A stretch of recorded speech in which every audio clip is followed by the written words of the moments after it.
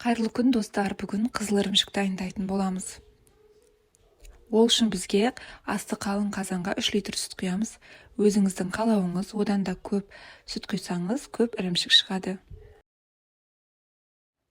Баяу отта пісіреміз, асты күйіп кетпеу керек, араластырып тұрамыз.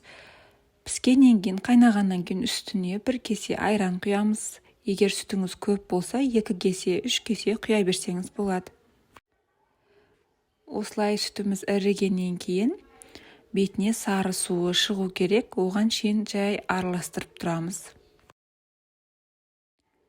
Жалпы кететін уақыт 3 сағат, сондықтан астын баяу отта пісіреміз. Ірігеннен кейін қоюланып, асты тартылғаннан кейін өзімізге керегінше қант саламыз. Мен 2 қасық қант салдым, ас қасықпен. Одан кейін тағы араластырып тұрамыз.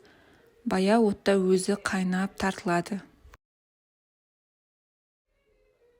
Осылай қоюланады, қайнаған сайын өзі қоюлана түседі, сары қызыл түске айналады.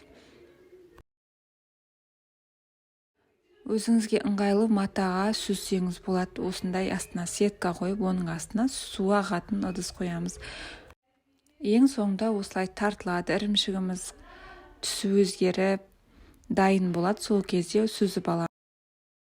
Мен осындай таза матаға сүзіп алдым. Өздеріңіз білесіздер, сүзесіздер ме немесе бір ыдысқа салып қоясыздар ма? Бір формаға келтіру үшін соған ыңғайлы ыдысқа сүзесіздер. Мен осылай сүзіп алдым, бетіне ауырлау ыдыс қойып қойдым. Міне осылай дайын болады ірімшігіміз, кесіп қоя бересіздер. Осылай кесіп дастарханыңызға қоясыз, ас болсын.